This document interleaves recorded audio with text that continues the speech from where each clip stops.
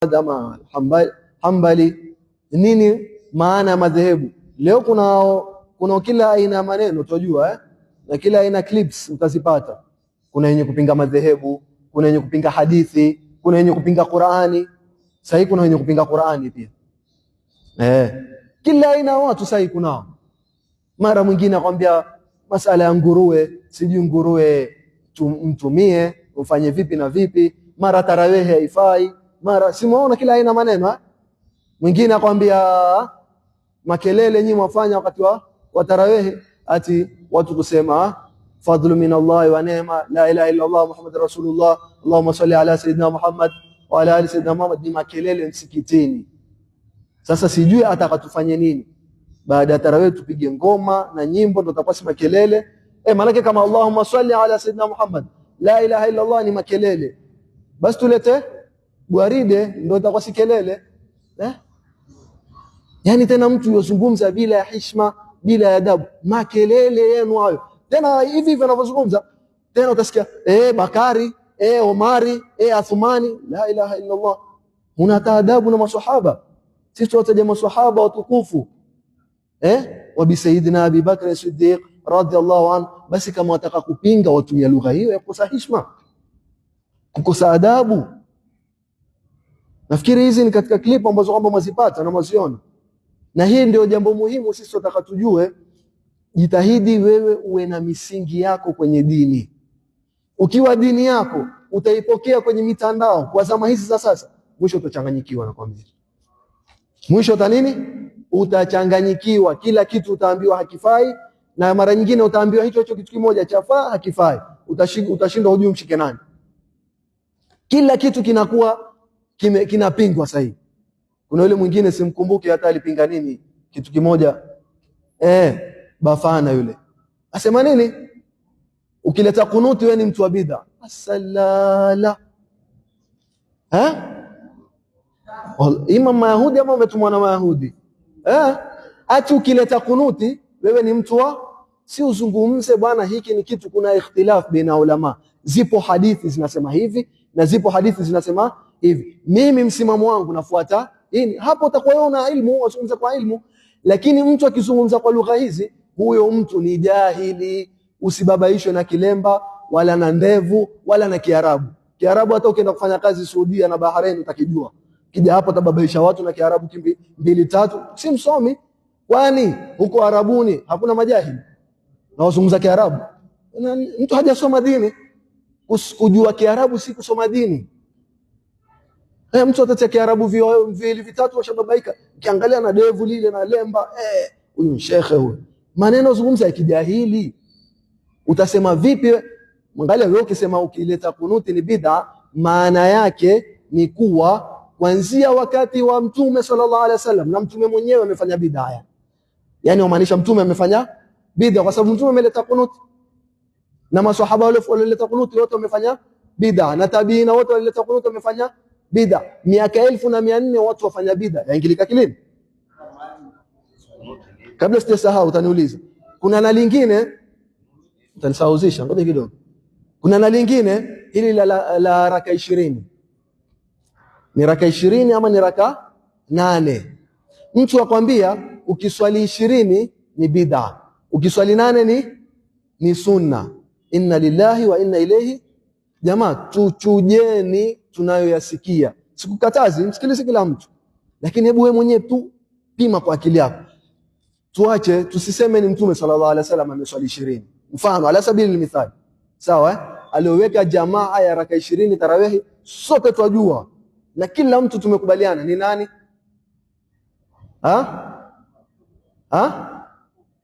Sayyidina Umar bin Khattab ndio maarufu ya kuwa aliyoitangaza tarawehi na kuweka msikitini kwa jamaa raka 20. Sasa Sayyidina Umar wakati yeye anaweka jamaa ya raka 20 ndani ya msikiti, huo msikiti ulikuwa nani na nani ni maamuma na nani ndio imamu? Nani alikuwa maamuma, nani alikuwa imamu? Maswahaba. Maswahaba wangapi? Wengi. Wote walikubaliana na Sayyidina Umar kwa raka 20 na wote walikubaliana ni msikitini. Sasa hiyo inaitwa nini? makubaliano ya maswahaba, ijma'u as-sahaba, na hakuna sahaba aliyojitokeza akapinga. Kwa sababu maswahaba hawataki mchezo kwenye dini. Wakiona mtu achezea dini pale pale wamwambia. Huyo Saidna Umar ambaye ni mkali, yeye amerekebishwa na mwanamke juu ya mimbar aliposema sitaki tena mahari ya ghali. Mwanamke akasimama akamwambia, ya Amir al-Mu'minin, wewe sema hakuna mahari kwa ghali, na Mwenyezi Mungu asema wa ataitum ihdahunna qintaran, hii mahari ni ya ghali. Akamwambia akhta Umar wa asabat al-mar'a, mwanamke amepata na mimi nimekosa juu ya mimbar. Maswahaba hawa, mwanamke hataki dini ichezewe, wao wanaume waswali msikitini raka 20 na iwe wamekosea. Baada ya Saidna Umar wakaja nani? Tabiina, wakafuata ile ile tarawih ya Saidna Umar, wakaendelea mpaka leo mwaka 1447 Waislamu wapokezana tarawih raka 20. Kwa uchache Saidna Umar mwaka wa 16 Hijria, leo ni mwaka 1447. Amekuja shekhe, hatuna haja kuficha jina lake, aitwa Albani. Huyu amekufa 2000 nafikiri 2001 tu. Yeye ndo amekuja kutuambia ya kuwa sunna ni 8 si 20. Sasa wewe niambie wewe mwenyewe tu, utamfuata Saidna Umar na maswahaba na tabiina na wanazuoni wa miaka 1000 yote, ama utamfuata huyo aliyokufa kwenye zama zako? Mambo mengine yani hata ingiliki akilini. Ati imekuwa sasa yeye ndo amevumbua sunna ya kuwa sunna ni 8. Wale wote walikuwa hawajui sunna, walikuwa watu wa bid'a. Utakubali wewe? Wanazuoni, maswahaba, tabiina waliopita wote walikuwa ni watu wa bid'a, na ikithibiti na mtume aliswalia 20 pia naye ni mtu wa bid'a. Tusibabaishwe na kelele hizi bwana. Na Maka pia walikuwa kiswali 20, isipokuwa ilipokuja corona ikabadilishwa ikawa ni 8, ndo haikurudi tena 20. Sasa Maka walikuwa kiswali 20, ilipokuja corona ikafanya ni 8, ndo haikufanya nini, haikurudi tena 20. Kwani hizo zama zote zilizopita hakukuwa na maradhi kama ya corona? Mbona ikipelekea kunini kupunguzwa swala? Na ile katika hadithi mtume alikuwa hawachi ndani ya Ramadhani wala nje ya Ramadhani kuswali raka 8. Tayari ushajua hiyo si tarawih, hiyo ni qiyamul layl, ndio iko ndani ya Ramadhani na iko nje ya Ramadhani. Ingekuwa ni tarawih ingekuwa ndani ya Ramadhani peke yake. Kwa hivyo hii ni tanbihi jamaa, nalo lisikia kwenye mitandao, wenye kuzungumza ni wengi, video clips ni nyingi, mambo ni mengi. Ukifuata kile unalosikia wewe, mwisho utatoka kwenye Uislamu kabisa. Kwa sababu sasa hivi mimi naweza kukutumia clip unayoitaka. Clip unayoitaka mimi nitakutumia. Wataka clip ikwambie zina ni halali, utapata sasa hivi. Wataka clip ikwambie swala si faradhi, pia utapata. Na ni shekhe amevaa kilemba na madevu. Sizungumzi mimi kwamba ni mfano na hapa, yoyote anifuate baada ya darasa. Hizi ni mifano ninaokupa, nitakuonesha. Sikiza huko, yakwambia swala si faradhi. Wataka clip nikuoneshe kuwa hakuna hadithi za mtume, nitakuonyesha. Sasa ingi wataja na majina hao mashekhe wote. Wataka clip nikuoneshe Qur'ani si maneno ya Mungu, ni Muislamu yazungumza hivyo. Qur'ani si maneno ya Mungu. Ati ni shekhe pia wamevaa kanzu na kofia yazungumza hivyo. Mwisho sasa sijapata hiyo, lakini haiko mbali. Mungu hayuko, pia imbaki hiyo tu.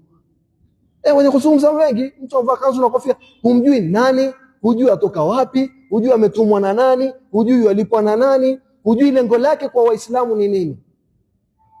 Tuweni na tahadhari Waislamu. Ndio pale tukaambiwa hii dini ni isnadi, angalia waipokea kwa nani, usipokee kwa yoyote. Nikimalizia kabla ya kusikiza mzee, kuna university iko Israeli yafundisha sheria ya Kiislamu na yatoa mashekhe na ushahidi pia upo. Sasa hebu fikirisha hao mashekhe wanaotoka hapo ni nani na wametumwa malengo gani? University iko wapi?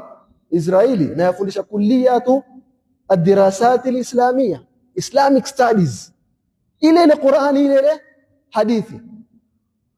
Sijui waliotembea huko waliona ama hakuiona.